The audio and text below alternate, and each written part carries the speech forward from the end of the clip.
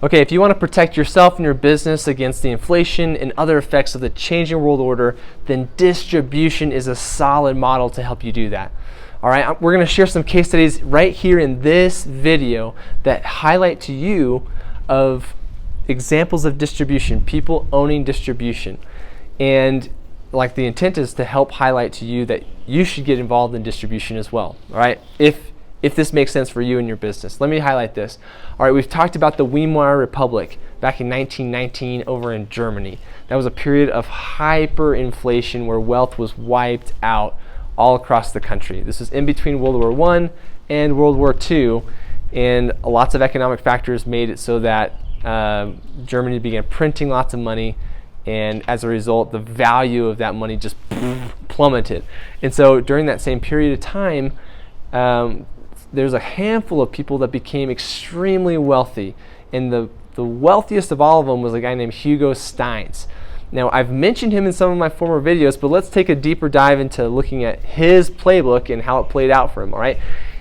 When the Weimar Republic really started going through hyperinflation, he already had inherited coal mines from his family, so he already had some wealth there, but he wasn't by any means, super crazy wealthy. And so, in fact, the buyers of his coal, some of them were local, and that was at risk, right? Like if the economy of the country is tanking, then he's going to have maybe fewer buyers, or maybe they're going to be paying in a currency that's just diminishing in value. And so lots of factors in there that he didn't like. So one of the things he did was he bought ships. He bought a shipping company so that the ships could take his product, his coal, and go sell it to other markets. And when he sold it to those markets, then they paid in a stronger currency. So that way he was able to retain his wealth and value because he wasn't holding value in the local currency that was just going out the window, right? So that's an example of how he became the wealthiest man in Germany during the craziest economic time that they had ever seen.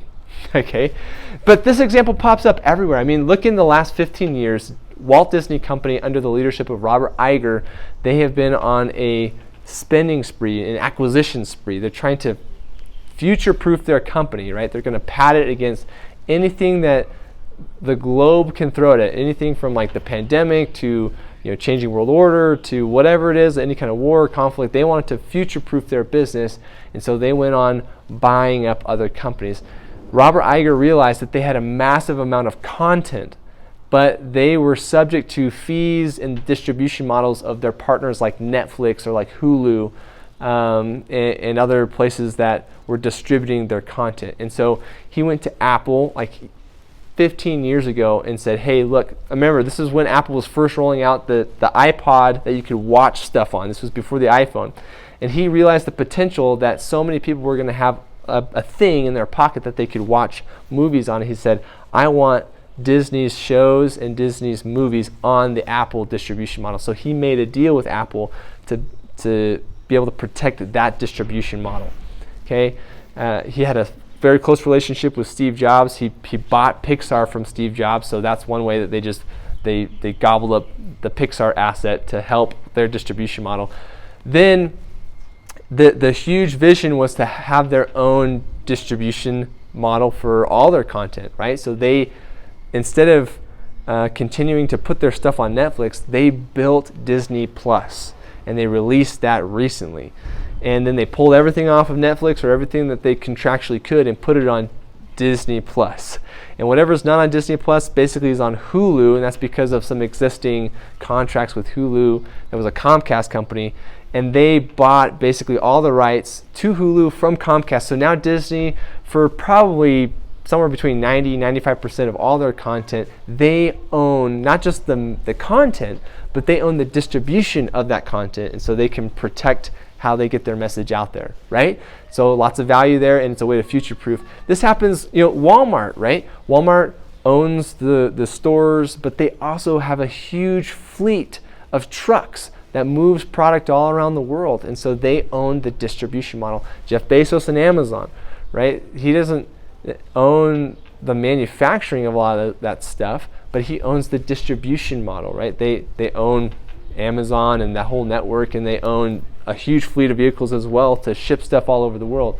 Not just that, but Amazon's highly invested in data management, and so like artificial intelligence and machine learning is built on the AWS cloud computing software, and they own that distribution model. And so just look at world-class businesses and think to yourself, wow, distribution is a key, and it's a trend that you see some of the great, powerful thinkers using to protect their wealth and protect their business and their teams and their intellectual property for a time such as the one that is coming and is upon us, right?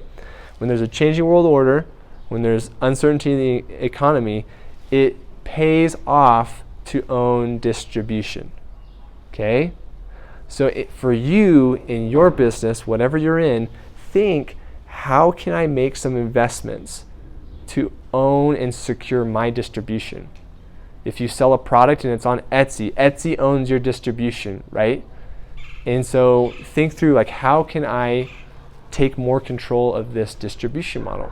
Is it time to be investing more in your own website and start driving traffic in a more meaningful way to your own spot where you control, have more of the control, right? And this can go for whatever business you're in. If it's a service-based business or a product-based business, whether it's in, like consumer goods or B2B type sales, so whatever it is, whether if it's an information product or some other digital product, like whatever it is, think through and realize that the most fantastic businesses in the world, the world-class companies that have survived tumultuous times and will continue to survive tumultuous times, have and continue to make a shift to own their distribution, okay?